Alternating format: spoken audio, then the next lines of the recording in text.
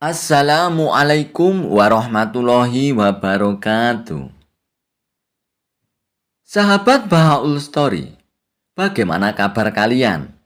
Semoga selalu dalam keadaan sehat, dimudahkan segala urusan dan dilancarkan rezekinya. Amin ya robbal alamin. Kisah Abu Nawas, kado maut dari Baginda Raja. Ada kisah menarik dari Abu Nawas ketika dirinya di awal-awal menjadi orang kepercayaan Baginda Raja Harun ar-Rasyid. Sebagai orang baru di istana, ia pun tak bisa berbuat banyak dan lebih sering mengalah kepada siapapun yang berusaha mengganggunya. Diceritakan, awal pekerjaan Abu Nawas adalah menjadi penjual minyak wangi yang setiap harinya berkeliling pasar untuk menjajakan dagangannya. Abu Nawas terkenal di tengah masyarakat sebagai penjual minyak wangi yang lucu. Ia sering membuat lelucon yang membuat orang-orang merasa terhibur, terutama kepada para pelanggannya. Ia pun banyak disukai orang karena pelayanannya yang baik dan juga kebaikan akhlak dan ketulusan hatinya. Suatu hari, Baginda Raja Harun ar-Rasyid pun mendengar kabar ketenaran Abu Nawas. Dan kebetulan, ia juga membutuhkan seseorang yang menemaninya untuk menghibur dirinya di sela-sela waktu sibuknya. Maka Baginda Raja pun memerintahkan pengawal pribadinya untuk mengundang Abu Nawas datang ke istana. "Hai pengawal, coba kau cari orang yang bernama Abu Nawas dan bawa ke sini menghadapku," titah Baginda Raja.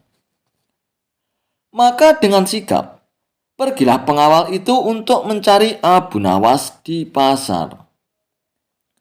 Dan singkat cerita, Abu Nawas pun dibawa datang menghadap Baginda Raja. "Hei, kamu yang bernama Abu Nawas ya?" tanya Baginda Raja. "Ampun Paduka yang mulia, betul, memang hamba yang bernama Abu Nawas. Mulai hari ini dan seterusnya, kamu gak usah jualan keliling di pasar lagi Abu Nawas. Kamu akan bekerja di istanaku, memberikan minuman untuk para tamuku. Dan setelah itu, kamu duduk di sampingku dan menceritakan leluconmu Abu Nawas," titah Baginda Raja. "Siap Paduka yang mulia," jawab Abu Nawas dengan hati yang berbunga-bunga. Maka pulanglah Abu Nawas dan ia pun menceritakan kabar gembira ini kepada istrinya, bahwa ia akan menjadi pelayan istana. Dan keesokan harinya, Abu Nawas pun pergi ke istana dengan menggunakan pakaian terbaiknya. Ia memasuki ruangan istana yang telah dipenuhi oleh para tamu sang raja. Abu Nawas pun memulai pekerjaannya membagikan minuman untuk para tamu sang raja. Setelah itu, ia pun duduk di samping Baginda Raja untuk menceritakan kisah-kisah leluconnya. Semua tamu undangan pun tertawa terbahak-bahak mendengar cerita Abu Nawas. Dan Baginda Raja pun menjadi sangat terhibur. Dan ketika menjelang sore, setelah menerima upah, maka Abu Nawas pun pulang ke rumahnya. Begitulah keadaan Abu Nawas untuk beberapa waktu yang cukup lama. Sampai suatu hari, sang pengawal pribadi Baginda Raja pun merasa cemburu akan kedekatan Abu Nawas dengan Baginda Raja. Seperti biasanya, setelah Abu Nawas menjalankan tugasnya sebagai pelayan istana, maka pulanglah ia ke rumahnya. Dan ternyata pengawal tersebut mengikuti Abu Nawas. Kemudian ia pun berkata, "Hei Abu Nawas, aku ini kan pengawal pribadi Baginda Raja. Sudah lama aku hafal betul dengan semua sikap Baginda Raja. Dan tadi waktu kamu berbicara dengan Baginda Raja, aku melihat ada gelagat Baginda Raja yang aneh, Abu Nawas. Sepertinya Baginda Raja sangat terganggu dengan bau mulutmu, Abu Nawas. Mendengar itu, Abu Nawas pun sangat terkejut karena selama ini ia merasa tidak punya bau mulut. Tapi sebagai orang baru di istana, ia pun menerimanya. Dan kemudian ia pun bertanya, "Oh begitu ya Tuan, lalu apa yang harus aku lakukan agar Baginda Raja tidak terganggu dengan bau mulutku, Tuan?" Tanya Abu Nawas. Pengawal itu pun kemudian menjawabnya, "Begini saja Abu Nawas, saat kamu berbicara di depan Baginda Raja, sebaiknya kamu tutupi mulutmu dengan tangan." "Oh begitu ya Tuan, baiklah," jawab Abu Nawas. Ketika pagi telah tiba, matahari mulai menampakkan sinarnya. Maka pergilah Abu Nawas ke istana sebagaimana kebiasaannya. Ia pun memberikan minuman kepada para tamu Baginda Raja. Kemudian ia pun duduk di samping Baginda Raja. Dan Abu Nawas pun melanjutkan tugasnya, yaitu bercerita kisah-kisah yang lucu. Namun kali ini Abu Nawas bercerita sambil menutupi mulutnya dengan tangan. Melihat hal itu, Baginda Raja pun menjadi tersinggung. Dan begitu pula dengan para tamunya. Setelah Abu Nawas pulang, maka Baginda Raja pun berkata kepada pengawal pribadinya, "Hai pengawal, sikap Abu Nawas hari ini membuat aku tersinggung. Kenapa ia bercerita sambil menutupi mulutnya dengan tangan? Dan ia lakukan ini di depan para tamuku." Si pengawal pribadi Baginda Raja pun membalas dengan memprovokasinya. "Maaf Paduka, sebenarnya saya tahu kenapa Abu Nawas berbicara dengan menutup mulutnya. Tapi saya takut jika sampai memberitahu Baginda, nanti Paduka akan memenggal kepala saya."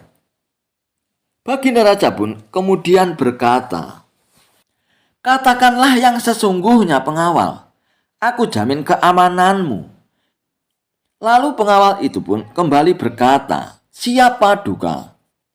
Katanya Abu Nawas sangat terganggu dengan bau mulut Paduka, ucap pengawal itu. Mendengar itu, Baginda Raja pun menjadi murka. "Kurang ajar Abu Nawas, ia berani menghinaku." Dan keesokan harinya, seperti biasa, Abu Nawas pun datang ke istana untuk melakukan tugasnya. "Hai Abu Nawas, hari ini kamu nggak usah bercerita. Ada tugas lain untukmu sekarang juga. Berikan kado hadiah ini ke rumah Tuan Ali, Abu Nawas," titah Baginda Raja. "Siap Paduka yang mulia," jawab Abu Nawas. Ia pun lalu meninggalkan istana untuk mengantarkan kado hadiah tersebut. Dan ternyata pengawal pribadi Baginda Raja yang merasa dengki kepada Abu Nawas diam-diam mengikutinya.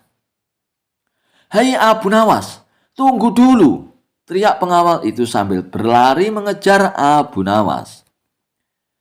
"Kamu dapat tugas apa dari Baginda Raja, Abu Nawas?" tanya si pengawal itu. "Ini Tuan, saya disuruh mengantarkan kado hadiah ini ke rumah Tuan Ali, Tuan," balas Abu Nawas. Aneh, padahal kemarin Baginda Raja murka dengan Abu Nawas. Kok sekarang Abu Nawas malah diberi kepercayaan untuk memberikan kado hadiah untuk Tuan Ali? Pikir pengawal tersebut dalam hatinya. "Sini Abu Nawas, biar aku yang mengantarkannya. Untuk tugas seperti ini, aku kan lebih berhak daripada kamu Abu Nawas," kata si pengawal sambil merebut paksa kado hadiah tersebut. Abu Nawas pun berusaha untuk mencegahnya. Tapi apalah daya, ia tak bisa melawan seniornya. Kemudian dengan langkah mantap penuh percaya diri, pengawal itu pun pergi ke rumah Tuan Ali untuk memberikan kado hadiah tersebut. Setelah sampai di rumah Tuan Ali, kado hadiah tersebut pun langsung diberikan kepada Tuan Ali. Lalu Tuan Ali pun membukanya dan melihat isi di dalam kado tersebut. Dan ternyata di dalam kado tersebut ada sebuah surat yang bertuliskan, siapa saja yang mengantarkan kado ini, penggal kepalanya. Dan ternyata Tuan Ali ini adalah seorang algojo kerajaan. Maka tanpa basa-basi, ditangkaplah pengawal tersebut dan dipenggalah kepalanya. Hari berikutnya, Abu Nawas pun pergi ke istana untuk melaksanakan tugasnya. Baginda Raja pun merasa kaget melihat Abu Nawas masih hidup. "Hai Abu Nawas, aku ingin bertanya kepadamu," kata Baginda Raja. "Siapa duka yang mulia?" jawab Abu Nawas. "Kenapa kamu kemarin bercerita sambil menutupi mulutmu dengan tangan?" tanya Baginda Raja. "Ampun Paduka yang mulia," kata pengawal pribadi Paduka. "Paduka sangat terganggu dengan bau mulut hamba. Dan hamba disarankan untuk menutupi mulut hamba dengan tangan saat hamba berbicara di depan Paduka," ujar Abu Nawas. Mendengar itu, Baginda Raja pun kebingungan dengan pengakuan Abu Nawas yang berbeda dengan apa yang diceritakan pengawal pribadinya. Dan Baginda Raja pun sangat murka kepada pengawal pribadinya karena kebohongannya yang dibuat-buat. Kemudian Baginda Raja pun kembali bertanya kepada Abu Nawas. "Oh begitu ya Abu Nawas. Terus bagaimana dengan kado hadiah untuk Tuan Ali kemarin?" "Ampun Paduka yang mulia, kado itu direbut paksa oleh pengawal pribadi Paduka. Katanya ia lebih pantas dan berhak mendapatkan tugas itu Paduka," jawab Abu Nawas. Mendengar itu, Baginda Raja pun tersenyum sambil berkata, "Ya memang benar Abu Nawas, dia sangat berhak daripada kamu. Ya sudah, sekarang kamu lakukan tugasmu seperti biasanya," ujar Baginda Raja. Kisah Abu Nawas mengalahkan orang ateis. Kecerdikan Abu Nawas memang luar biasa. Tidak henti-hentinya kisah Abu Nawas bikin heboh sekaligus kagum Baginda Raja. Dan kali ini, kisah tentang Abu Nawas mengalahkan seorang ateis yang bertanya siapa pencipta Tuhan. Dan orang ateis itu pun tidak menyangka akan kalah dengan Abu Nawas. Dikisahkan, suatu hari ada orang asing datang ke kota tempat Abu Nawas tinggal.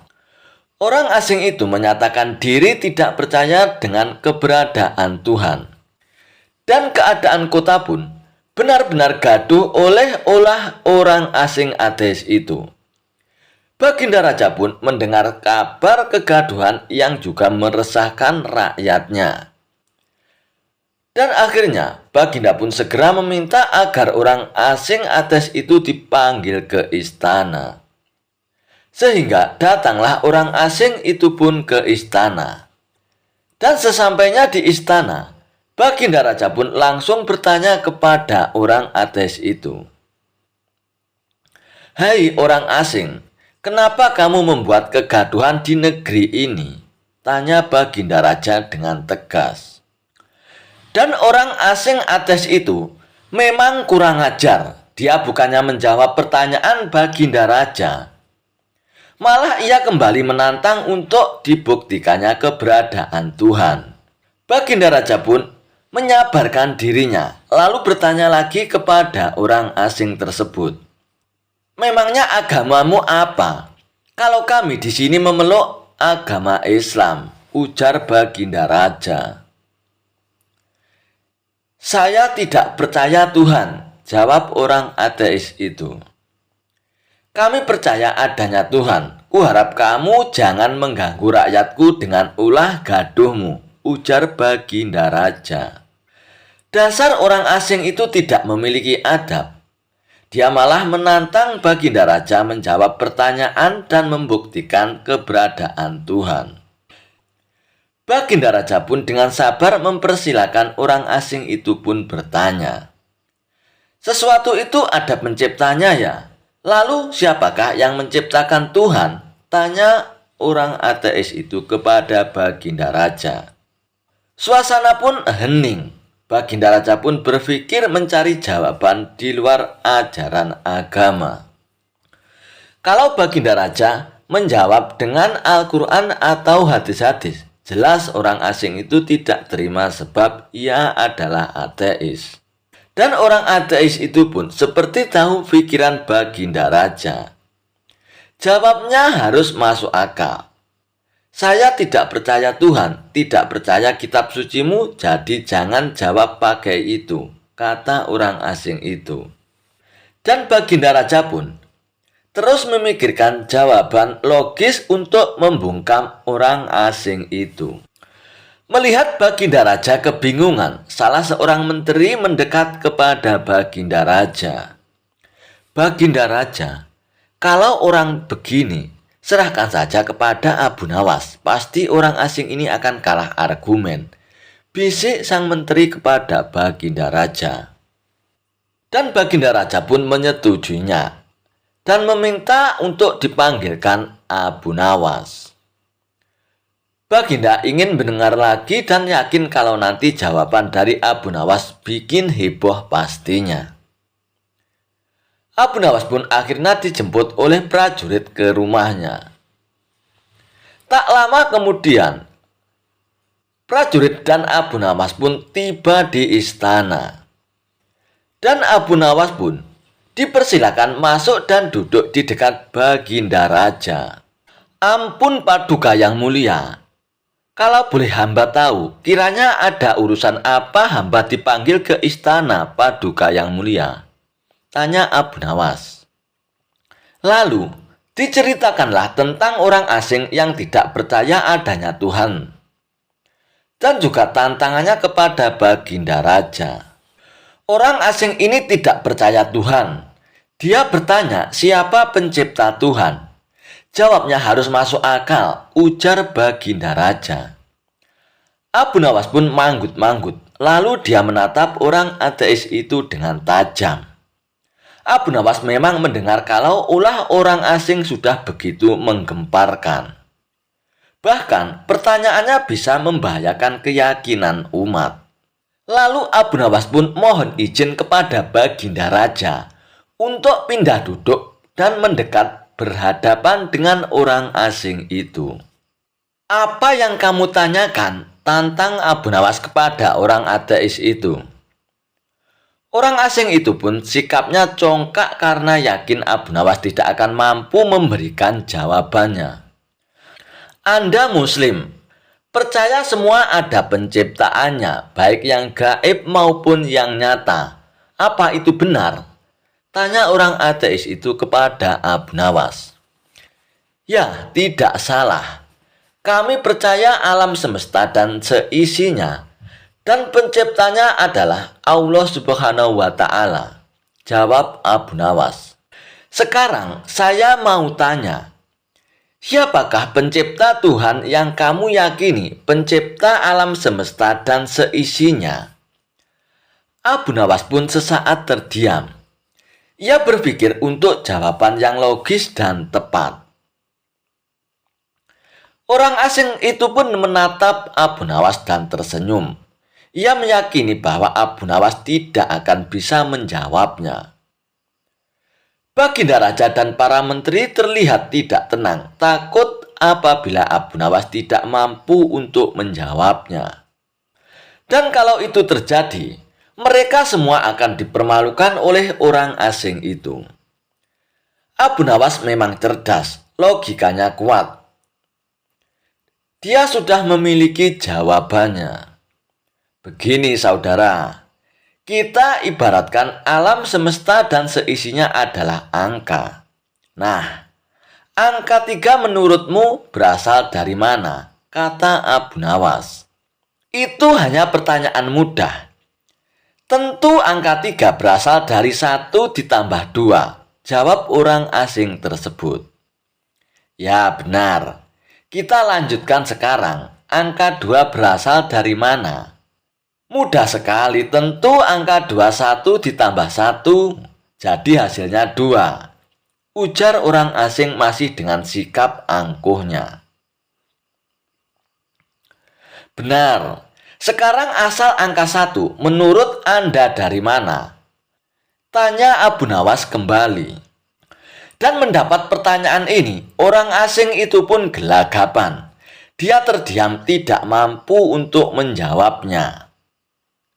Suasana pun menjadi hening. Para menteri juga baginda raja sejak dari awal terjadi dialog Abu Nawas dan orang asing semuanya tegang. Takut Abu Nawas tidak mampu untuk memberikan jawaban yang telak. Nah, kan Abu Nawas bikin heboh lagi. Orang ateis itu mati kutu loh, terdengar bisik-bisik para menteri dengan nafas lega. Abu Nawas pun kemudian mendekatkan posisi duduknya ke orang asing yang masih terdiam itu. Begini saudara, Anda bertanya siapa pencipta Tuhan? Maka jawab dulu angka 1 ini berasal dari mana? Anda tidak bisa menjawabkan. Orang asing itu pun mengangguk, mengaku tidak mampu untuk menjawabnya. Jadi sama juga ketika Anda bertanya kepada kami tentang Tuhan siapa penciptanya. Kami juga tidak bisa menjawab, tutur Abu Nawas. Dalam agama Islam, keberadaan Allah sebagai Tuhan itu Dia yang awal dan yang akhir. Semoga Anda paham Tuan, tegas Abu Nawas. Dan akhirnya, orang asing yang mengaku ateis itu tidak bisa menjawab. Kalah argumen dengan kecerdikan Abu Nawas. Baginda Raja pun tampak tersenyum, senang semakin bangga dengan kecerdikan Abu Nawas. Dijebak Raja, Abu Nawas harus bertelur. Baginda Raja masih penasaran ingin mengalahkan argumen Abu Nawas. Maka dirancang siasat Abu Nawas harus bertelur. Siasat ini diatur sedemikian rupa agar Abu Nawas harus bertelur seperti ayam. Kata Baginda Raja, pokoknya jebakan agar Abu Nawas harus bertelur ini tidak boleh gagal. Baginda sudah sangat yakin siasatnya kali ini akan berhasil. Abu Nawas yang selalu memiliki argumen saat dikerjai memang membuat geram Raja. Raja ingin sekali sosok Abu Nawas ini bisa dipermalukan. Baginda Raja memiliki kebiasaan setiap akhir pekan berendam di kolam air hangat. Para menterinya selalu menemani di kolam rendam sambil berdiskusi ringan. Ide menjebak Abu Nawas harus bertelur juga saat Baginda Raja berendam di air hangat ini. Kata Baginda Raja, akhir pekan nanti, kita akan mengundang Abu Nawas turut berendam bersama. Nanti kalian semua datang lebih awal. Siapkan telur ayam di dalam kolam, kata Baginda Raja. Nanti saya akan perintahkan semua yang bersama kita di kolam rendam harus bisa bertelur. Bagi yang tidak bisa akan dihukum. Begitu Baginda Raja mengatur siasatnya. Para menteri pun tertawa mendengar siasat Baginda Raja. Mereka semua sudah membayangkan bagaimana Abu Nawas harus bertelur dan gagal. Baginda Raja akan memberinya hukuman, maka label Abu Nawas cerdas akan langsung ambiar. Begitu pikiran para menteri dan Baginda Raja. Tibalah akhir pekan yang direncanakan. Abu Nawas tanpa curiga datang memenuhi undangan Baginda Raja. Seperti yang sudah direncanakan, para menteri dan Baginda Raja sudah datang lebih dulu mempersiapkan telur dan menaruhnya di dalam kolam rendam air hangat. Setelah semua berkumpul, Baginda Raja memberikan pengumuman. Sekarang ini aku perintahkan semua yang ikut berendam di kolam air hangat harus bisa bertelur, kata Baginda Raja. Abu Nawas pun tersentak mendengar pengumuman Baginda Raja. Dia pun mulai mencium gelagat yang tidak beres. Baginda Raja pun melanjutkan, jika ada di antara kita yang tidak bisa bertelur, akan diberi hukuman. Para menteri yang hadir tidak ada yang membantah. Mereka serempak menjawab, baiklah Paduka, kami akan laksanakan. Abu Nawas pun makin yakin ada muslihat buruk. Dirinya sudah masuk jebakan Baginda Raja. Menurut akal sehat batin Abu Nawas, mana ada manusia yang bisa bertelur. Tetapi karena Baginda Raja yang bertitah, tentu tidak bisa dibantah. Abu Nawas berpikir sangat keras untuk lolos dari jebakan ini. Sementara para menteri satu persatu masuk ke dalam kolam rendam air hangat. Mereka menyelam agak lama dan muncul ke permukaan dengan membawa telur. Paduka, kami sudah laksanakan titah Paduka. Kini kami sudah bertelur, lapor para menteri itu satu persatu. Baginda melirik ke arah Abu Nawas yang kebingungan. Wajah Abu Nawas tampak pucat pasi. Melihat itu, Baginda pun senang sekali. Kemudian Baginda Raja pun turun ke kolam rendam air hangat itu. Menyelam sesaat kemudian muncul dengan membawa telur. Hai Abu Nawas, semua sudah bisa bertelur. Sekarang giliranmu Abu Nawas. Harus bertelur. Ayo, atau kamu akan aku beri hukuman nanti, teriak Baginda Raja. Abu Nawas pun perlahan masuk ke dalam kolam air hangat itu. Dia belum menyelam, hanya memainkan air saja, membasahi dadanya. Abu Nawas sedang berpikir memecahkan jebakan Baginda Raja ini, terutama agar selamat dari hukuman. Dan akhirnya Abu Nawas pun menyelam sambil terus berpikir. Agak lama ia menyelam sampai mulai sesak dan memutuskan muncul ke permukaan. Begitu Abu Nawas muncul ke permukaan kolam, semua tertawa senang sekali. Kali ini Abu Nawas kena pedaya. Selain itu, julukan orang cerdik yang selalu ada jawaban kalau ditantang Baginda Raja akan ambyar ataupun hancur. Muslihat Baginda Raja akan membuat Abu Nawas dihukum karena gagal bertelur. Baginda juga terlihat paling senang. Idenya berhasil membuat Abu Nawas tidak berdaya. Abu Nawas, mana telurmu? Teriak Baginda Raja tidak sabar. Abu Nawas tiba-tiba berlaku aneh. Tangannya dikepak-kepakkan seperti ayam. Lalu dia berkokok meniru ayam jantan. Kukuruyuk, kukuruyuk, kukuruyuk. Baginda Raja pun tersentak heran melihat kelakuan aneh Abu Nawas. Maaf Paduka, saya tidak bisa bertelur, jawab Abu Nawas sambil kembali berkokok. Kukuruyuk. Kenapa? Berarti kamu akan dihukum, tegas Baginda Raja. Saya merasakan diri saya ini ayam jantan Paduka. Jadi tidak mungkin bertelur. Hanya ayam betina saja yang bisa bertelur Baginda, ujar Abu Nawas sambil mengepak-ngepakkan kedua tangannya dan berkokok lagi. Kukuruyuk, kukuruyuk, kukuruyuk. Baginda Raja pun dan para menteri seperti ditampar keras oleh jawaban Abu Nawas. Baginda Raja pun bergegas mengambil pakaian dan beranjak tanpa berkata-kata lagi.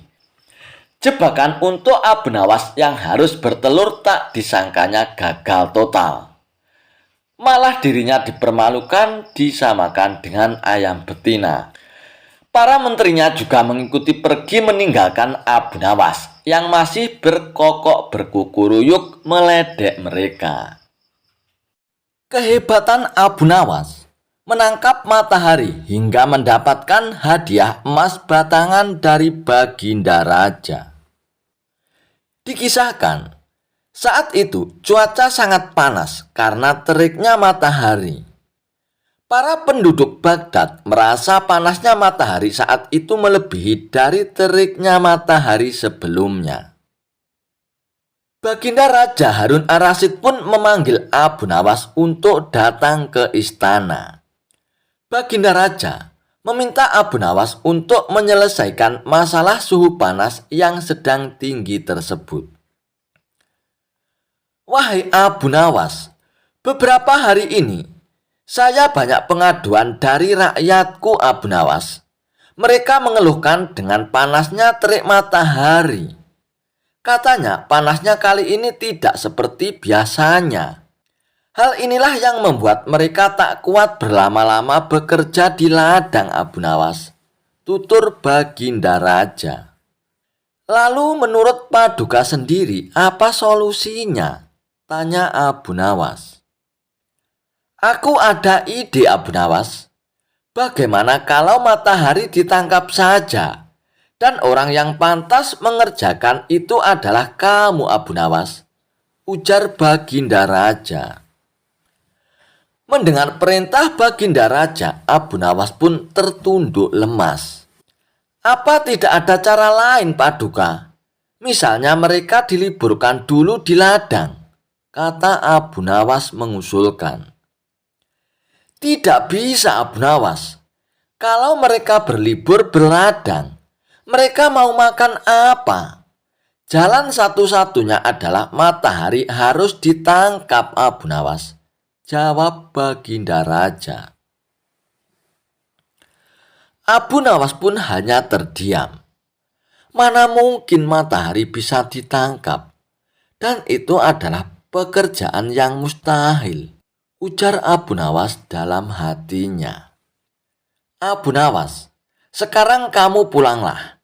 Dan besok kamu harus kembali ke sini untuk menangkap matahari. Kalau kamu tidak bisa melakukannya, kamu akan menerima hukuman. Dan jika kamu dapat melakukannya, kamu akan mendapatkan hadiah emas batangan dariku Abu Nawas, ucap Baginda Raja. Lalu Abu Nawas pun pulang ke rumahnya. Setibanya di rumah, Abu Nawas pun terus memikirkan cara agar dirinya dapat lepas dari hukuman Baginda Raja. Ia pun terus berpikir hingga tengah malam. Lebih baik aku sholat isya dulu. Kalau tidak aku nanti malah ketiduran, pikir Abu Nawas. Abu Nawas pun lalu menuju kolam untuk mengambil air wudhu. Saat ia hendak mengambil air wudhu, bayangan dirinya ada di dalam air tersebut. Dan dari situlah akhirnya Abu Nawas pun mendapatkan ide yang cemerlang untuk menjalankan perintah Baginda Raja. Dan keesokan harinya, dengan wajah ceria, Abu Nawas pun pergi ke istana menghadap Baginda Raja. Abu Nawas, apakah kamu sudah siap untuk menangkap matahari? Tanya Baginda Raja. Saya sudah siap Paduka yang mulia, tapi saya minta disediakan peralatan untuk menangkapnya, jawab Abu Nawas. Apa yang kau butuhkan Abu Nawas? Katakan saja, nanti prajurit akan menyiapkannya, jawab Baginda Raja. Saya minta ember yang berisi air dan juga kantong besar yang tidak bocor Paduka, pinta Abu Nawas. Setelah peralatan dipersiapkan, Abu Nawas pun mengajak salah satu menteri ke tengah lapangan.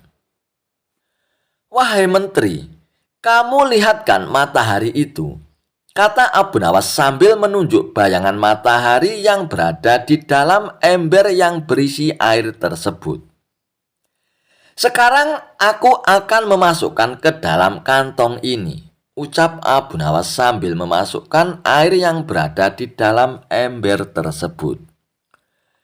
Kemudian menteri itu pun menghadap Baginda Raja untuk melaporkan kebenaran pekerjaan yang sudah dilakukan oleh Abu Nawas. Sang raja pun tentu belum percaya sebab panas matahari masih terasa menyengat. Baiklah menteri, sekarang perintahkan pada Abu Nawas untuk membungkus matahari itu dan membawakan kepadaku, kata Baginda Raja kepada menterinya. Abu Nawas pun lalu menghampiri Baginda Raja Harun ar-Rasyid dengan membawa kantong berisi air tersebut. Paduka yang mulia, mataharinya sudah aku tangkap dan sudah aku bungkus dalam kantong ini, tutur Abu Nawas. Coba kamu lihat keluar Abu Nawas, mataharinya masih ada dan aku juga masih merasakan panasnya, ucap Baginda Raja. Benar Paduka yang mulia, tapi sesungguhnya itu matahari kedua, timpal Abu Nawas. Yang benar saja kamu Abu Nawas, apa maksudmu? Matahari di dunia ini hanya ada satu, sahut Baginda Raja. Paduka yang mulia, memang benar. Jadi ketika matahari berhasil saya tangkap, dunia menjadi gelap gulita. Lalu Allah langsung menggantikannya dengan matahari yang baru, ujar Abu Nawas. Baginda Raja pun kemudian memastikan isi kantong besar tersebut berisi matahari atau bukan. Ia pun membuka kantong tersebut dan ternyata isinya hanya air. Abu Nawas, mana mataharinya? Kamu jangan mengada-ada dan mengerjai saya Abu Nawas, ucap Baginda Raja. Wahai Paduka yang mulia, membukanya jangan di dalam ruangan, karena matahari paling tidak suka dengan ruangan tertutup. Pasti dia tidak akan menampakkan dirinya Paduka, jawab Abu Nawas untuk beralasan. Maksudmu bagaimana Abu Nawas? Tanya Baginda Raja. Matahari hanya mau menampakkan dirinya kalau dia melihat ada saudaranya di atas Paduka, ujar Abu Nawas. Lalu Abu Nawas pun mengajak Baginda Raja ke tengah lapangan dengan membawa kantong yang berisi air tersebut. Nah, saya buka kantongnya Baginda. Tuh kan, ada mataharinya, tutur Abu Nawas sambil menunjukkannya kepada Baginda Raja. Melihat hal itu, Baginda Raja pun hanya bisa geleng-geleng kepala dan mengakui kecerdikan Abu Nawas. Dan akhirnya, ia pun memberikan hadiah emas batangan kepada Abu Nawas. Kisah Abu Nawas membangun istana di awan. Abu Nawas belum kembali. Kata istrinya, ia bersama seorang pendeta dan seorang ahli yoga sedang melakukan pengembaraan suci. Padahal saat itu, Baginda amat membutuhkan bantuan Abu Nawas. Beberapa hari terakhir ini, Baginda merencanakan membangun istana di awang-awang karena sebagian dari raja-raja negeri bersahabat telah membangun bangunan-bangunan yang luar biasa. Baginda tidak ingin menunggu Abu Nawas lebih lama lagi. Beliau mengutus beberapa orang kepercayaannya untuk mencari Abu Nawas. Mereka tidak berhasil menemukan Abu Nawas karena Abu Nawas ternyata sudah berada di rumah ketika mereka baru berangkat. Abu Nawas pun menghadap Baginda Raja Harun ar-Rasyid. Baginda pun amat riang. Saking gembiranya, beliau mengajak Abu Nawas bergurau. Setelah saling tukar-menukar cerita-cerita yang lucu, lalu Baginda mulai mengutarakan rencananya. Aku sangat ingin membangun istana di awang-awang, agar aku lebih terkenal di antara raja-raja yang lain. Adakah kemungkinan keinginanku itu terwujud, Abu Nawas? Tanya Baginda Raja kepada Abu Nawas. Tidak ada yang tidak mungkin dilakukan di dunia ini, Paduka, kata Abu Nawas berusaha mengikuti arahan pembicaraan Baginda Raja. Kalau menurutmu hal itu tidak mustahil diwujudkan, maka aku serahkan sepenuhnya tugas ini kepadamu, kata Baginda puas. Abu Nawas pun terperanjat. Ia menyesal telah mengatakan kemungkinan mewujudkan istana di awang-awang. Tetapi nasi telah menjadi bubur. Kata-kata yang telah terlanjur didengar oleh Baginda tidak mungkin ditarik kembali. Baginda pun memberi waktu Abu Nawas beberapa minggu. Dan rasanya tak ada yang lebih berat lagi bagi Abu Nawas kecuali tugas yang diembannya. Jangankan membangun istana di langit, membangun sebuah gubuk kecil pun sudah merupakan hal yang mustahil dikerjakan. Hanya Tuhan sajalah yang mampu untuk melakukannya, gumam Abu Nawas dalam hatinya. Hari-hari berlalu seperti biasa, tak ada yang dikerjakan oleh Abu Nawas, kecuali memikirkan bagaimana membuat Baginda Raja yakin kalau yang dibangun itu benar-benar istana di langit. Seluruh ingatannya dikerahkan dan dihubung-hubungkan.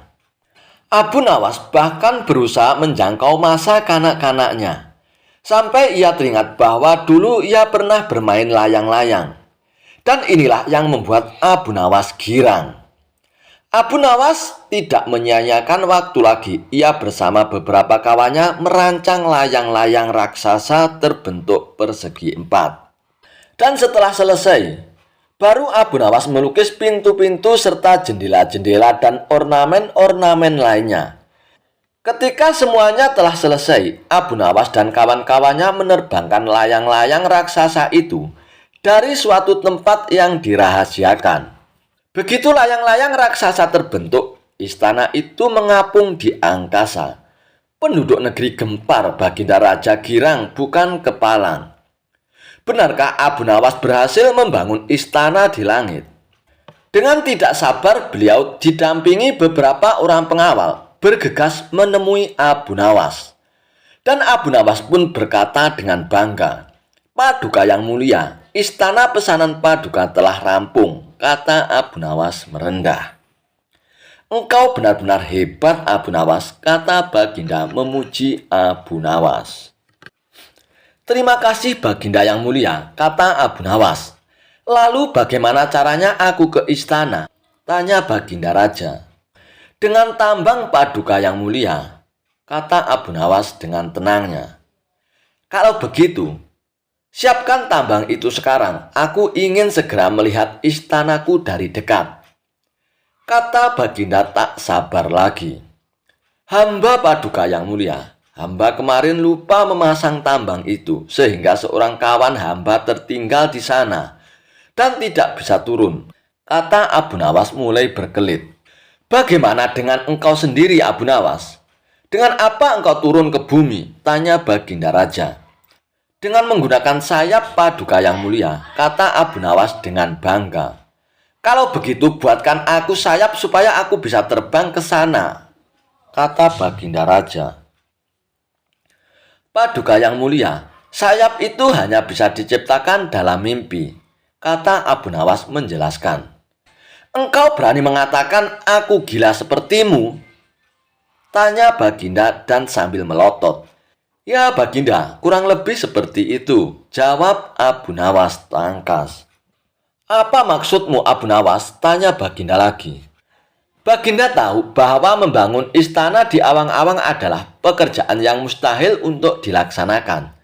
Tetapi Baginda tetap menyuruh hamba mengerjakannya. Sedangkan hamba juga tahu bahwa pekerjaan itu mustahil untuk dikerjakan. Tetapi hamba tetap menyanggupinya. Titah Baginda yang tidak masuk akal itu, kata Abu Nawas berusaha menjelaskan kepada Baginda Raja. Tanpa menoleh, Baginda Raja pun kembali ke istana diiringi para pengawalnya. Abu Nawas berdiri sendirian sambil memandang ke atas melihat istana terapung di awang-awang. Kisah Abu Nawas memenangkan sayembara mengerikan dan menjadi raja di negeri seberang. Inilah kisah Abu Nawas menjadi raja di negeri seberang. Ceritanya berawal ketika di negeri seberang terdapat sebuah kerajaan yang aman, adil, makmur, dan sentosa. Karena dipimpin oleh raja yang bijaksana. Sang raja sudah memimpin sejak usia muda hingga sekarang di masa tua belum pernah digantikan oleh siapapun. Dan rakyatnya tidak pernah keberatan karena raja memerintah dengan adil. Suatu hari, raja merasa jenuh. Ia ingin beristirahat menjadi seorang raja selama setahun. Namun uniknya, tidak menyerahkan posisi raja kepada anak keturunannya, tetapi malah mengadakan sayembara untuk mencari sosok yang pantas menjadi raja. Maka disebarlah pengumuman ke seluruh negeri, siapapun boleh menjadi raja, mulai rakyat jelata sampai kaum bangsawan. Akan tetapi, ada dua syarat yang harus dijalani. Syarat pertama adalah dia akan dijadikan raja selama setahun. Dan syarat yang kedua, setelah menjadi raja selama setahun, maka harus diasingkan di sebuah hutan belantara yang dihuni ribuan hewan buas. Syarat pertama tentu saja bukan masalah besar, justru merupakan suatu keberuntungan. Akan tetapi, syarat kedua membuat orang-orang yang berhasrat menjadi raja akan berpikir dua kali karena semua orang tahu seperti apa hutan belantara yang penuh binatang buas. Karena itulah sayembara tersebut belum ada yang berani mengajukan diri menjadi raja. Akhirnya, datang seorang pemuda yang menyatakan kesanggupannya menjadi raja dan menerima dua syarat tersebut. Pemuda ini sebenarnya adalah pemuda biasa yang ingin merasakan bagaimana nikmatnya menjadi seorang raja. Karena selama ini ia hanya hidup pas-pasan saja. Maka pemuda itu diangkatlah menjadi seorang raja mulai saat itu.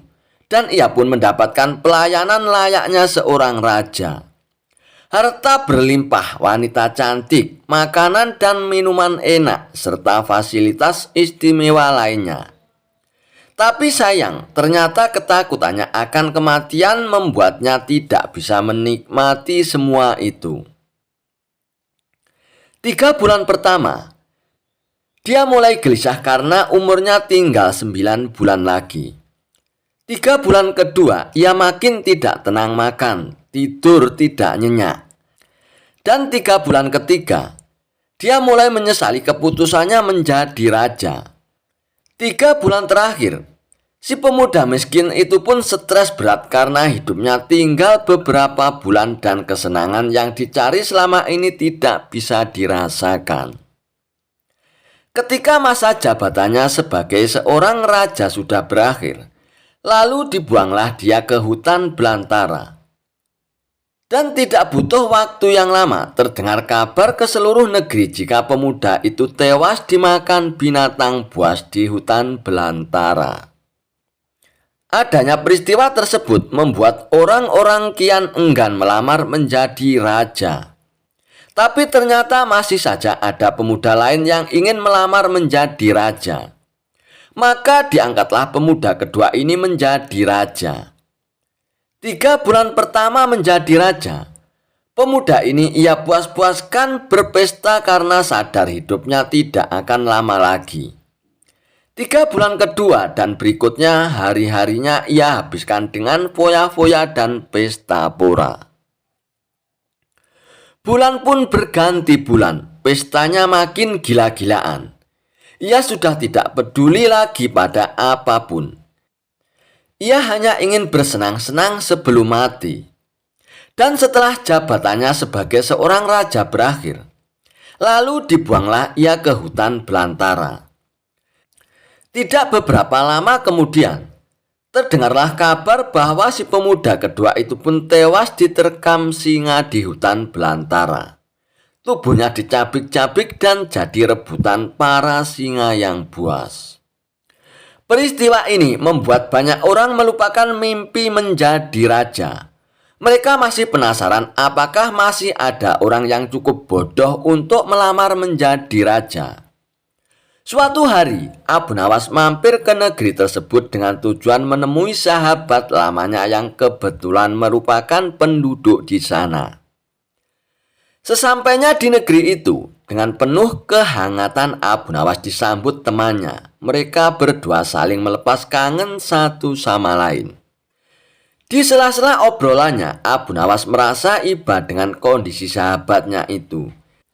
Ia kini hidupnya miskin, tinggal di gubuk kecil yang riot dan hanya seorang diri.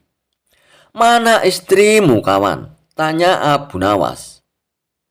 "Semenjak aku jatuh miskin, ia pergi meninggalkanku, Abu Nawas," jawab sang sahabat. "Ya sudah, yang sabar ya kawan. Yang penting kamu jangan tinggalkan sholat. Dan jangan lupa berdoa kepada Allah Subhanahu wa Ta'ala agar Allah membukakan pintu rezeki untukmu," tutur Abu Nawas. "Alhamdulillah Abu Nawas, aku tidak pernah tinggalkan sholat. Bahkan aku sekarang rajin berpuasa sunnah, Abu Nawas," balas sahabatnya. "Oh iya kawan, ngomong-ngomong mana nih makanannya? Dari tadi kok belum keluar juga," celetuk Abu Nawas. "Maaf Abu Nawas, aku sudah tidak punya apa-apa lagi. Aku sendiri kadang sehari makan dan kadang tidak," ujar sahabatnya. Mendengar penuturan sahabatnya itu, membuat hati Abu Nawas makin tersenyum. "Kenapa tidak mencari kerja? Upahnya kan bisa untuk beli makanan," tanya Abu Nawas. "Setiap hari aku keluar untuk cari pekerjaan, tapi belum juga dapat. Mungkin belum rezekiku," jawab sang sahabat. "Kalau mau nekat sih, sebenarnya aku bisa, Abu Nawas. Bahkan aku bisa menjadi seorang raja yang kaya raya. Tapi itu hanya sementara saja. Setelah itu aku akan mati diterkam binatang buas di hutan belantara," kata sahabat melanjutkan. "Maksudmu bagaimana kawan?" tanya Abu Nawas dengan heran. Kemudian sahabatnya itu memberitahu tentang sayembara yang diadakan Baginda Raja. Mendengar sayembara tersebut, Abu Nawas pun terdiam sejenak. Tiba-tiba terlintas di benak Abu Nawas sebuah ide yang cemerlang. "Kamu ingin hidup kaya? Aku akan membantumu, kawan. Sekarang juga antarkan aku ke hadapan rajamu. Aku akan mendaftar menjadi raja," ucap Abu Nawas. "Kamu gila ya Abu Nawas? Jangan Abu Nawas. Itu sama saja bunuh diri," cegah sahabatnya. "Sudahlah kawan, turuti saja perkataanku," timpal Abu Nawas. Maka diantarlah Abu Nawas ke istana untuk menemui sang raja. "Ada perlu apa kalian datang kemari?" tanya Baginda Raja. "Maaf Tuan Raja, hamba Abu Nawas dari negeri seberang ingin mendaftar menjadi raja. Itu pun kalau Tuan Raja mengizinkan," ucap Abu Nawas. "Oh tentu saja boleh. Siapapun dipersilakan menjadi raja. Tapi ada 2 syarat yang harus dijalani," ujar Baginda Raja. "Hamba siap paduka yang mulia, tapi hamba minta satu permintaan. Izinkan sahabat hamba ini menjadi pengawal pribadi hamba," kata Abu Nawas sambil menunjuk sahabatnya yang berdiri di sampingnya. "Oh silakan saja. Saat menjadi raja selama setahun, kau berhak atas segala sesuatunya, termasuk mengatur semua prajurit kerajaan beserta para menteri.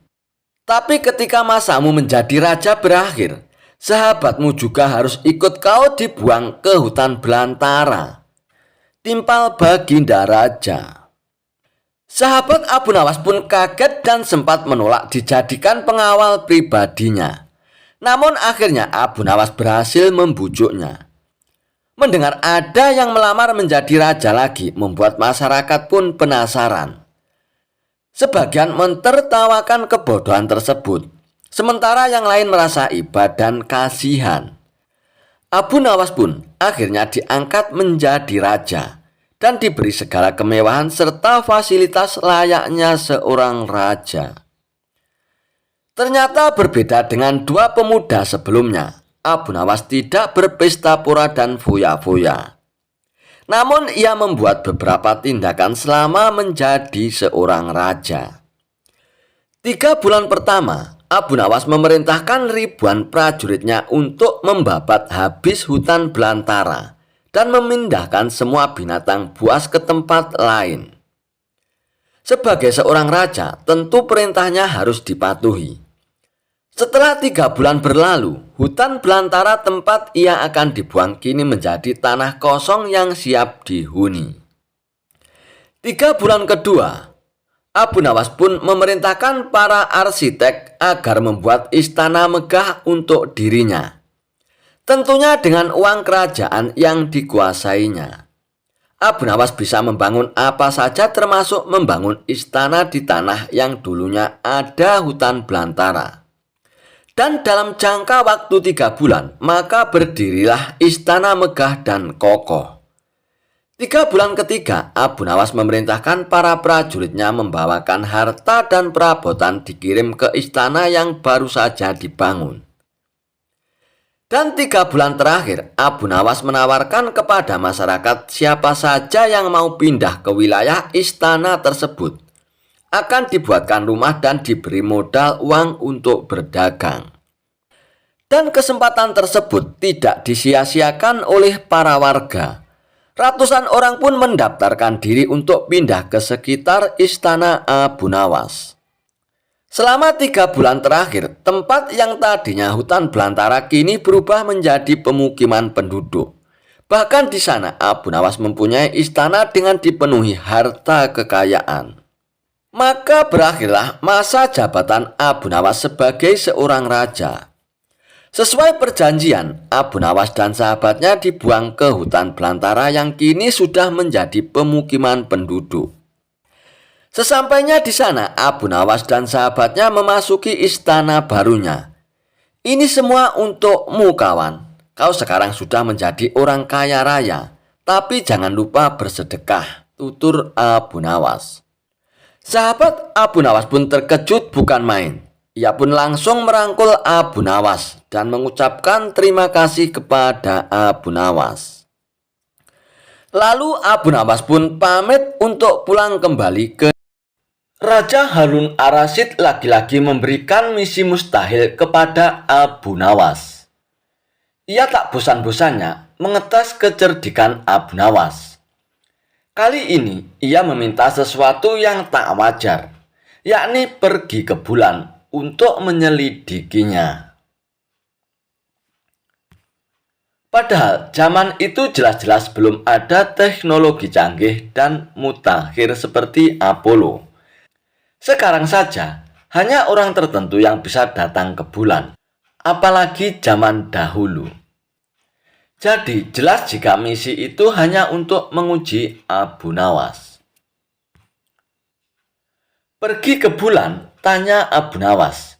Ya Abu Nawas, saya tahu kau adalah seorang pria yang pintar. Kau harus dapat pergi ke bulan, kata sang raja. Oke, saya akan pergi ke bulan sana besok sore yang mulia, jawab Abu Nawas dengan cepat. Raja pun terkejut. Ia tak menyangka bahwa Abu Nawas mengiyakan tantangannya itu. Lalu Raja Harun ar-Rasyid pun bertanya, "Dari mana kamu akan pergi, Abu Nawas?" "Dari rumahku," jawab Abu Nawas. "Baiklah, saya akan pergi ke sana untuk melihat kau pergi ke bulan besok malam," kata sang raja. Malam itu raja berikut para menterinya pergi ke rumah Abu Nawas. Bulan purnama bersinar dengan terang, bintang-bintang menyebar berkilau di seluruh penjuru langit. Ketika raja dan para menterinya tiba di rumah Abu Nawas, Abu Nawas sudah tak ada di rumah. Mereka hanya bertemu dengan istrinya. "Di mana Abu Nawas?" tanya sang raja kepada istri Abu Nawas. "Dia baru berangkat ke bulan yang mulia. Dia berkata kalau akan kembali segera," jawab istri Abu Nawas. "Bagaimana cara Abu Nawas pergi ke bulan?" tanya salah satu menteri penasaran. "Dia memanjat pohon pelem di sebelah sana dan akan kembali melalui pohon pelem itu juga," jawab istri Abu Nawas. Raja dan para menteri kemudian menghampiri pohon pelem yang ditunjukkan oleh istri Abu Nawas. Dan terlihatlah bayangan seseorang yang sedang turun dari pohon pelem itu. "Apakah itu kau Abu Nawas?" tanya sang raja. "Iya, ini saya Abu Nawas Baginda," jawab Abu Nawas. "Apakah kau menyelidiki bulan dari pohon pelem itu?" tanya sang raja. "Saya melakukan penyelidikan ketika bulan mencapai tanah. Pohon hanya sekedar tangga lewat untuk saya pergi ke bulan," jawab Abu Nawas. Raja Harun ar-Rasyid pun tersenyum dengan perkataan Abu Nawas. Ia kemudian menanyakan apa yang dilihatnya di sana. "Tanah dan gunung-gunung, tidak ada tumbuhan di sana," kata Abu Nawas. Masih tak percaya, Raja Harun ar-Rasyid pun meminta saksi yang bisa menjelaskan jika memang Abu Nawas bisa pergi ke bulan. Dan tahu apa jawab Abu Nawas? Ia bahkan mengatakan tak cuma bisa memberikan 3 atau 5 saksi. Ia bisa memberikan 10 hingga ribuan kesaksian. "Siapa mereka yang bersaksi?" tanya sang raja. Abu Nawas kemudian mengarahkan jarinya ke langit. "Bintang-bintang adalah saksiku. Jika Anda tidak mempercayaiku, Anda dapat menanyakan langsung kepada mereka," kata Abu Nawas dengan yakin. Mendengar jawaban itu, sang raja pun tertawa. "Mengapa kau tak menunggu kami menyaksikan kau pergi ke bulan?" tanya sang raja. "Anda terlambat, Yang Mulia. Saya hanya dapat pergi ke bulan pada waktu tertentu saja." Ajaran sesat Abu Nawas, sholat gak usah rukuk dan sujud. Khalifah Harun ar-Rasyid terkejut bukan kepalang tatkala mendengar kabar Abu Nawas sudah ngawur bin ngaco. Bagaimana tidak ngawur?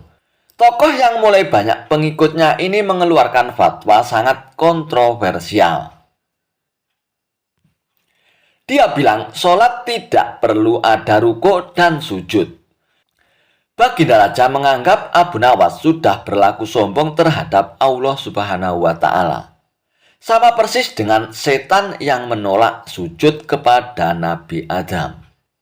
Hukuman yang pantas bagi orang seperti itu tentulah hukuman mati.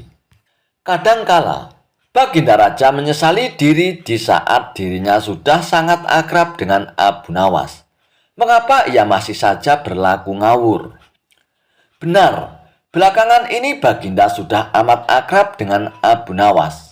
Sampai-sampai Abu Nawas memanggil dirinya bukan Baginda lagi. Ia memanggil saudaraku atau ya akhi. Kini kesabaran Khalifah tak terbendung lagi. Ketika ia mendengar juga Abu Nawas mengatakan Khalifah suka fitnah. Abu Nawas layak dipancung karena melanggar syariat Islam yang menyebarkan fitnah. Begitu usul para pembantu Baginda.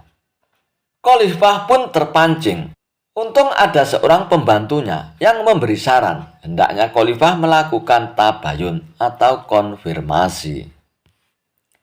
"Hai Abu Nawas, benar kamu berfatwa dalam sholat tidak perlu rukuk dan sujud?" tanya Khalifah dengan ketus.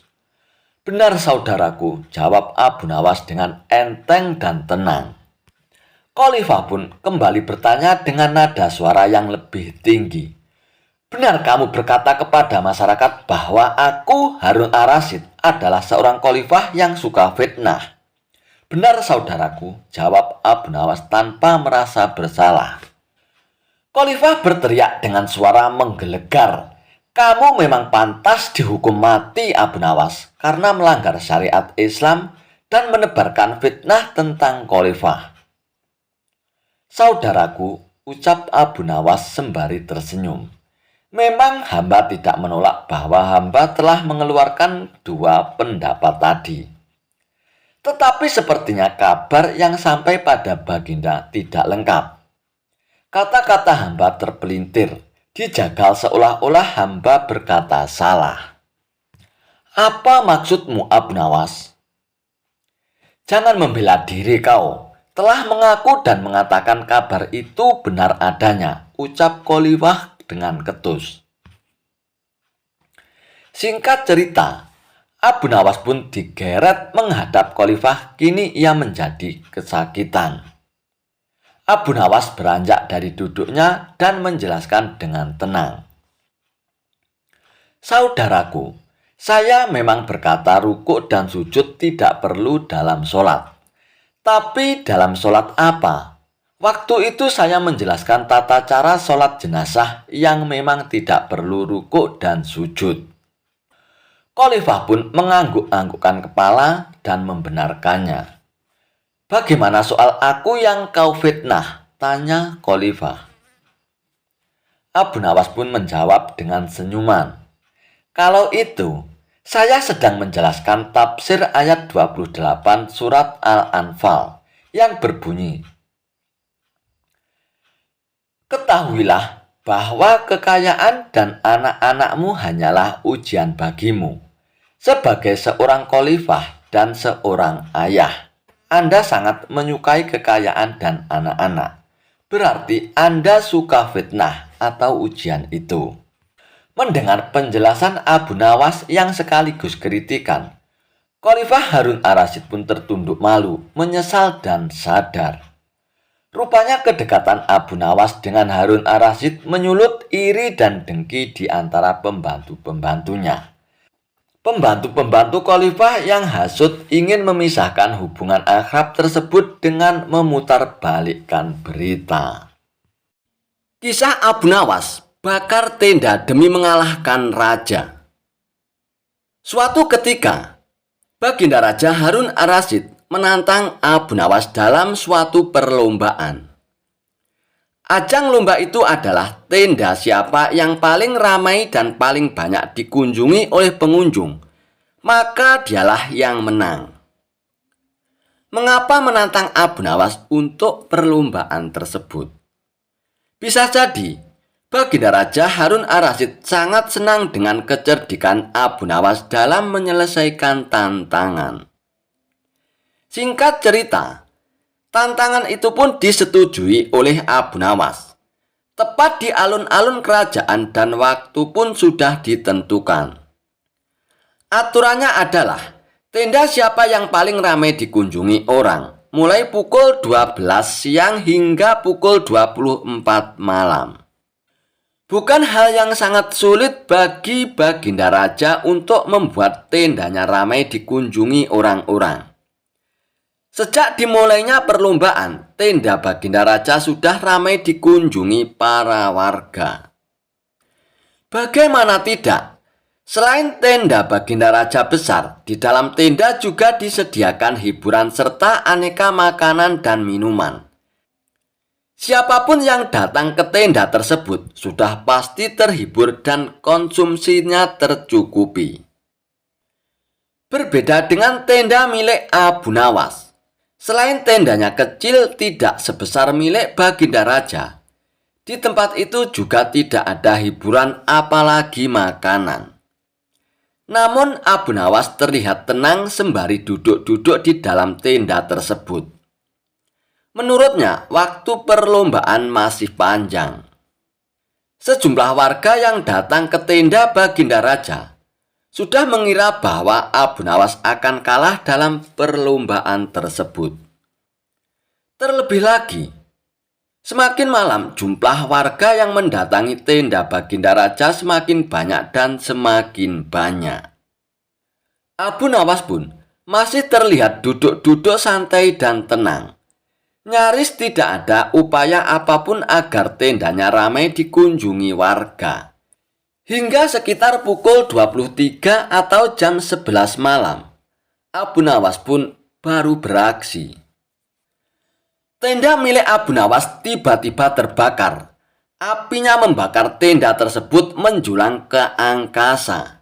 Kontan saja, warga yang hadir di tenda Baginda Raja pun berteriak, "Tenda Abu Nawas terbakar! Tenda Abu Nawas terbakar!" teriak para warga.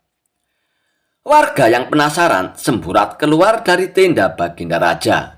Ada yang penasaran dan datang melihat hingga ada yang membawa air untuk memadamkan api. Tak ketinggalan, Baginda Raja pun ikut mendatangi tenda Abu Nawas. Nah, pas pukul 12 malam, semua orang yang ada di tenda Baginda Raja pun berpindah ke lokasi tenda Abu Nawas yang kebakaran. Tak ketinggalan, Baginda Raja pun datang ke lokasi. "Wahai Paduka Raja, lihat, semua orang termasuk Anda pun datang ke tenda saya. Tepat pukul 12 malam, ujar Abu Nawas sembari tersenyum penuh kemenangan. Rupanya kebakaran itu disengaja oleh Abu Nawas untuk menarik perhatian orang-orang yang ada di tenda Baginda Raja. Termasuk Baginda Raja pun terkecoh untuk datang ke tenda Abu Nawas. Lalu Baginda Raja pun beranjak pergi. Ia pun merasa kalah. Ia merasa kesal. Ia merasa bahwa ia telah dikerjai oleh Abu Nawas. Kisah Abu Nawas berak di atas raja hingga dijatuhi hukuman mati. Apa jadinya jika ada orang yang tidak punya akhlak terhadap rajanya? Pasti sang raja akan sangat marah hingga bisa memberikan hukuman yang cukup berat kepada orang tersebut. Dan hal inilah yang juga dilakukan oleh Abu Nawas kepada Baginda Raja Harun ar-Rasyid. Sudah berkali-kali Abu Nawas menjebak dan menjahili Baginda Raja Harun ar-Rasyid dan membuat sang raja sangat murka. Walaupun sudah sering mendapat hukuman dari sang raja, namun rupanya Abu Nawas tidak ada kapoknya membuat ulah terus. Salah satu kelakuan gila Abu Nawas yaitu pernah berak di atas Baginda Raja. Peristiwa lucu inilah yang membuat Baginda Raja sangat marah dan memberikan hukuman mati kepada Abu Nawas. Dikisahkan, pada suatu hari Baginda Raja Harun ar-Rasyid mengadakan suatu perjalanan untuk menjelajahi hutan-hutan. Dan untuk kegiatan itu, lalu Baginda Raja pun mengajak Abu Nawas dan beberapa pengawal untuk menemaninya. Sang raja juga mengingatkan kepada pengawalnya untuk selalu menjaga kebersihan lingkungan. Dan menjaga kebersihan lingkungan adalah salah satu undang-undang yang harus dipatuhi oleh seluruh rakyat negeri itu. Dan siapapun yang berani melanggarnya, maka akan dikenakan sanksi hukuman mati. Lalu sang raja pun berkata kepada Abu Nawas dan para pengawalnya, "Wahai kalian semua, aku ingatkan kalian tentang pentingnya undang-undang untuk menjaga kebersihan lingkungan. Siapapun dilarang buang air besar di sungai kecuali aku. Apabila hendak buang air besar di sungai, harus lebih dahulu izin kepadaku. Siapapun yang melanggar undang-undang ini, maka akan dikenakan sanksi hukuman mati. Paham kalian semua?" ucap Baginda Raja. "Siap Paduka yang mulia," sahut para pengawal. Kemudian sang raja dan rombongan pun melanjutkan perjalanan menjelajahi hutan. Ketika perjalanan berada di tengah hutan, tiba-tiba perut sang raja mules dan kebelet untuk buang air besar. "Aduh, stop dulu pengawal, stop. Berhenti dulu. Kita berhenti di sini dulu pengawal. Perutku sakit, aku mau buang air besar dulu." Aku sudah tidak tahan pengawal, ucap Baginda Raja. Dan akhirnya perjalanan pun dihentikan. Lalu Baginda Raja pun mencari sungai untuk buang hajatnya.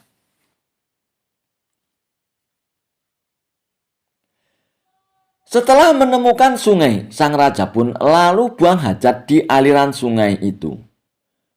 Kondisi aliran sungai yang digunakan sang raja untuk buang hajat mengalir menuju ke arah utara. Dan pada waktu yang bersamaan, Abu Nawas juga ikut kebelet untuk buang air besar. Dia pun kebingungan mau buang air besar di mana.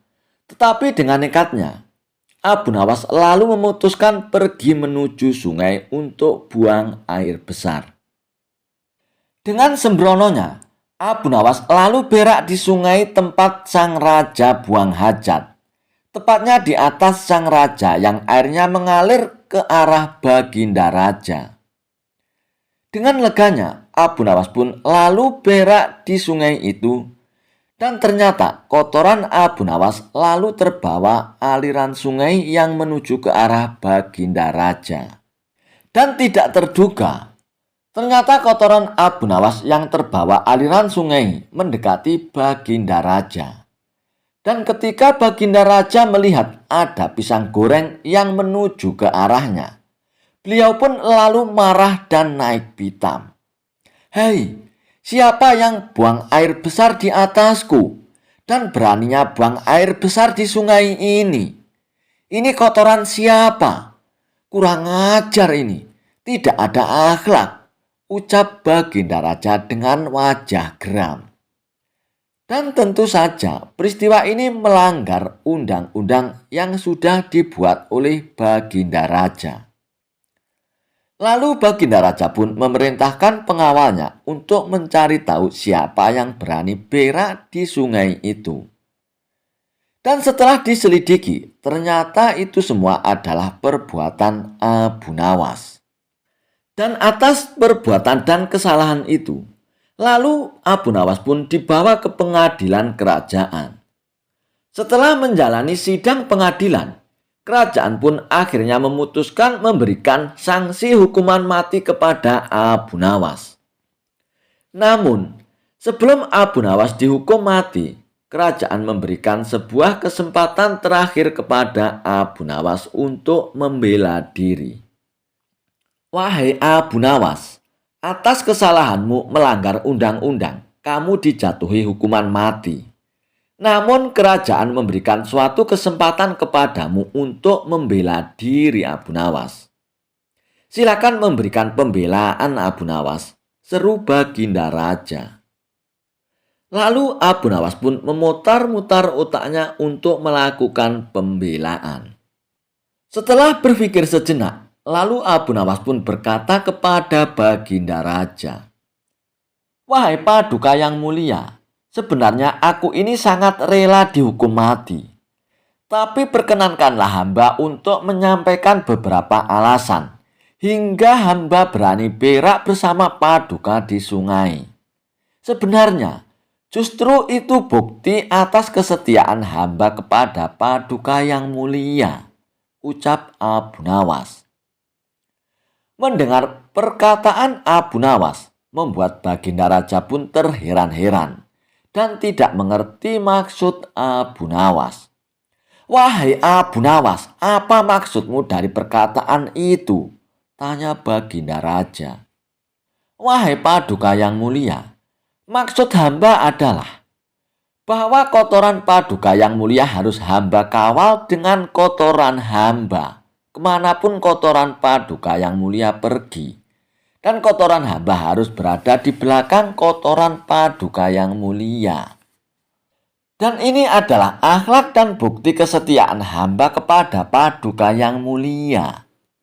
Justru yang harus dihukum mati adalah rakyat Baginda Raja yang berani berak di bawah aliran sungai Baginda Raja berak. Karena kotorannya telah lancang berani mendahului kotoran Paduka yang mulia." Mendengar penuturan Abu Nawas, Baginda Raja pun termanggut-manggut kagum atas alasan Abu Nawas yang masuk akal itu. Dan atas alasan itulah akhirnya Abu Nawas pun terbebas dari hukuman mati. Dan tidak hanya itu, Abu Nawas pun malah justru diberikan hadiah oleh Baginda Raja atas jasa dan pengorbanan Abu Nawas kepada Baginda Raja. Kisah Abu Nawas mengerjai seorang tabib palsu. Suatu ketika di kota tempat tinggal Abu Nawas dihebohkan adanya tabib baru yang mengaku sakti. Dia pun sesumbar bisa mengobati penyakit apa saja. Walhasil rumahnya didatangi ratusan pasien. Padahal tabib tersebut hanyalah seorang penipu. Ia menggunakan keahlian sulapnya untuk menipu warga. Hal inilah yang membuat warga makin percaya pada kesaktian palsu sang tabib tersebut. Ada juga pasien yang tidak kunjung sembuh. Namun karena rayuan manis sang tabib palsu tersebut, ia selalu menuruti perkataannya agar kembali berobat. Sampai pada suatu ketika, Abu Nawas pun jatuh sakit yang tidak kunjung sembuh. Dan atas saran sang istri, Abu Nawas pun disuruh berobat ke tabib tersebut. Kala itu, Abu Nawas belum tahu kalau tabib tersebut adalah seorang penipu. Ia pun menuruti saja saran sang istri. Namun sudah 3 kali berobat, sakit Abu Nawas pun tidak kunjung sembuh. Padahal sekali berobat bayarannya adalah 100 dinar. Dan Abu Nawas sudah menghabiskan uang 300 dinar tanpa ada sedikit pun tanda-tanda kesembuhan pada dirinya. Akibatnya Abu Nawas pun mulai curiga, jangan-jangan tabib itu seorang penipu. Seiring berjalannya waktu, Abu Nawas pun sudah sehat seperti sedia kala. Lalu terbesit dalam benak Abu Nawas untuk mengerjai tabib palsu tersebut. Aku harus mendapatkan 300 dinarku dulu. Tapi bagaimana caranya ya? Tanya Abu Nawas dalam hatinya. Setelah lama berpikir, akhirnya Abu Nawas pun menemukan ide cemerlang. Keesokan harinya, Abu Nawas pun membuka praktek pengobatan. Dan di depan rumahnya, dipasang papan bertuliskan sembuh bayar 100 dinar. Kalau tidak sembuh, uang kembali 1000 dinar. Para pasien rencananya berobat ke tabib palsu, mendadak memilih datang ke rumah Abu Nawas.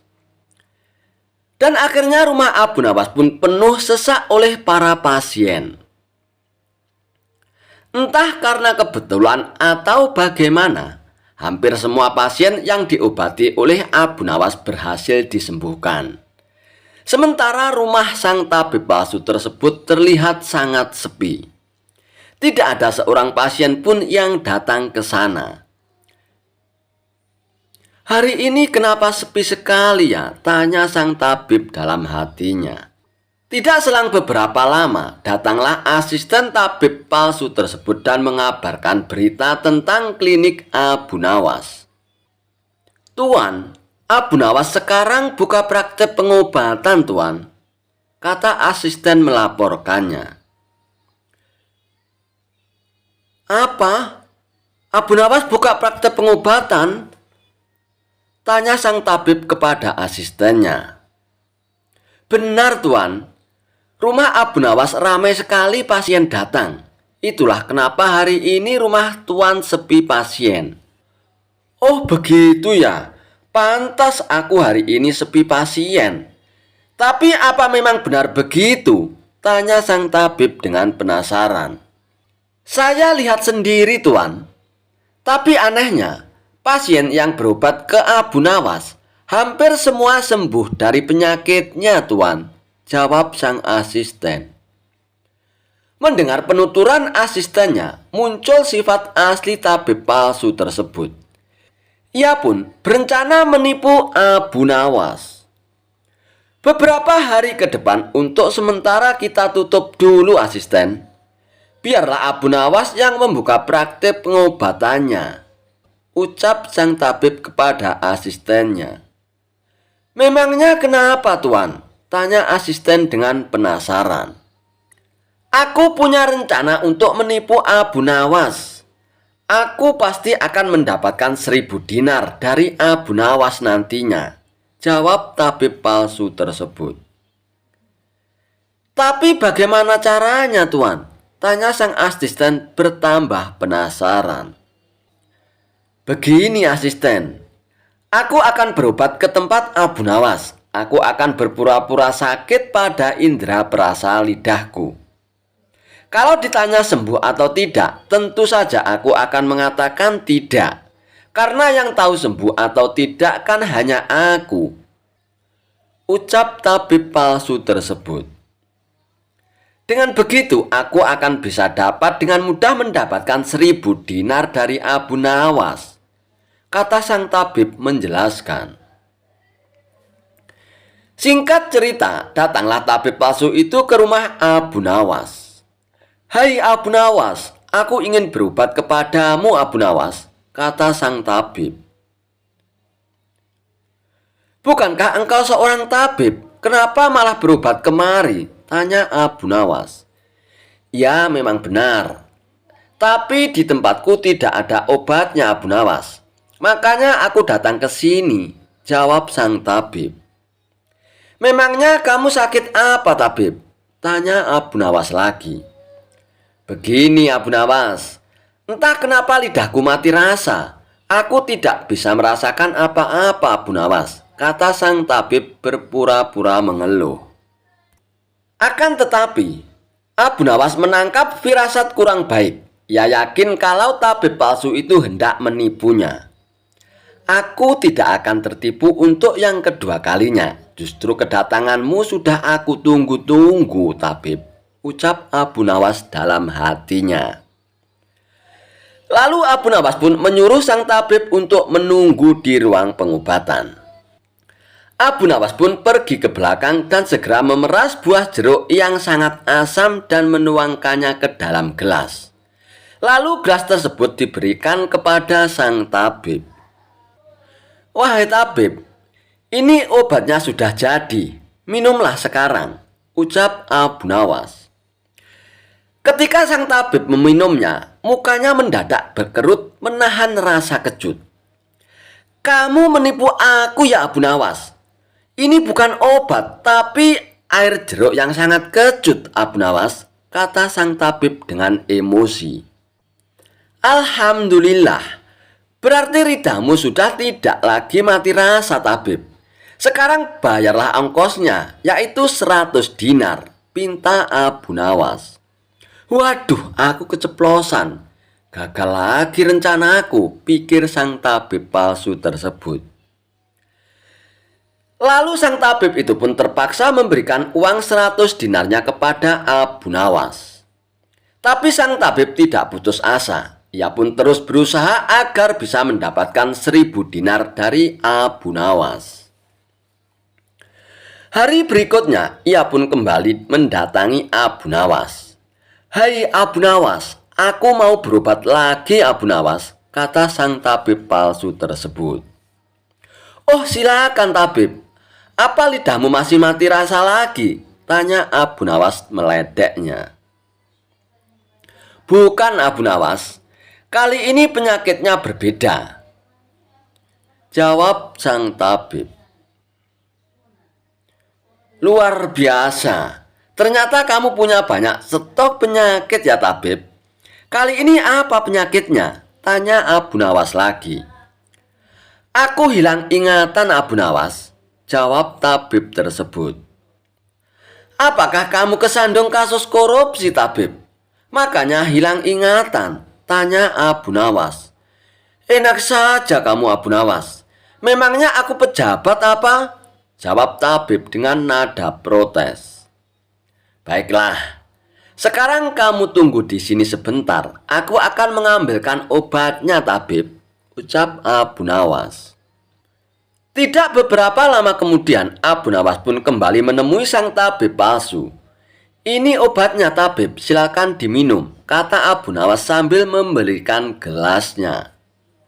"Aku tidak mau minum air ini, Abu Nawas," ucap tabib tersebut.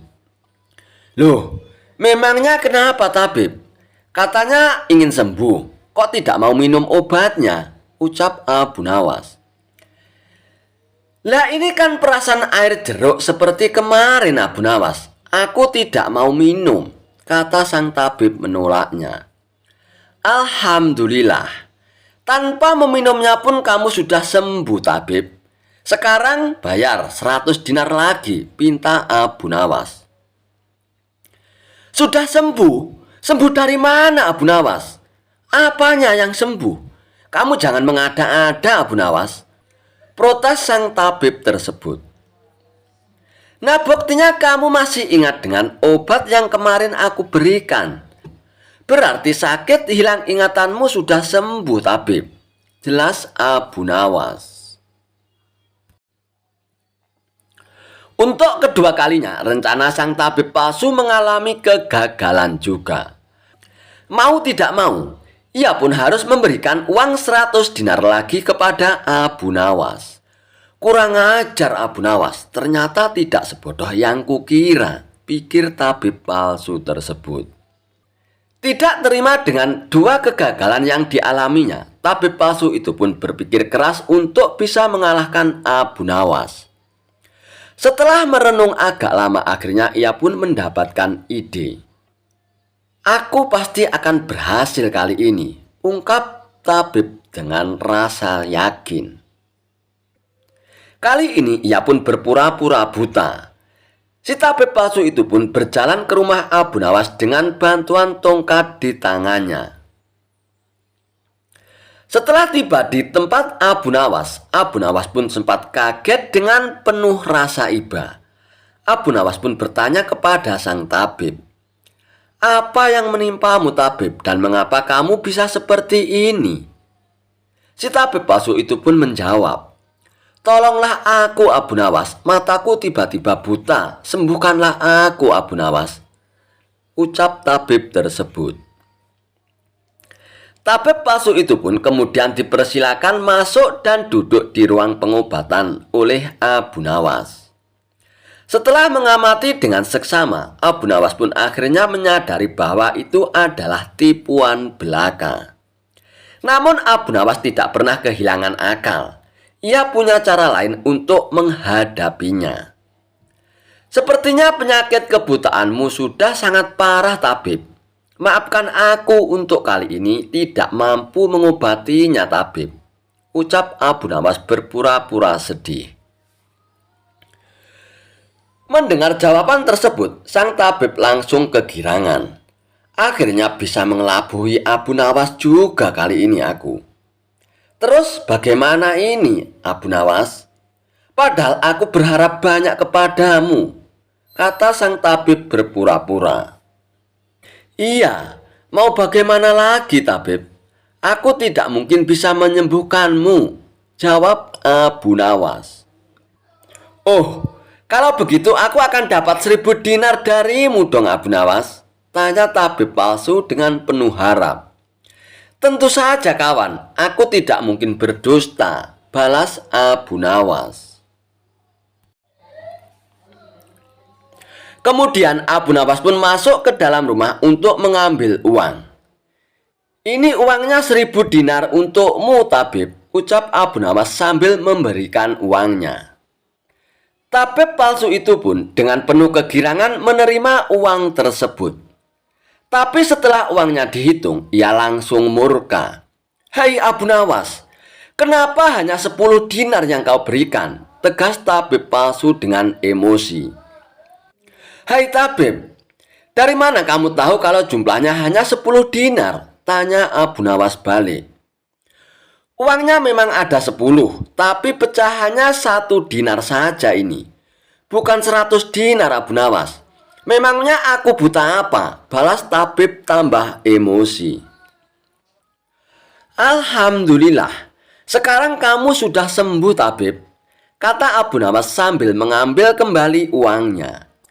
Maksudmu ini apa, Abu Nawas? Kenapa uangnya diambil lagi? Tanya tabib dengan kebingungan.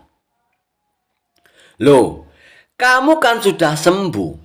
Sekarang sini bayar 100 dinar, pinta Abu Nawas.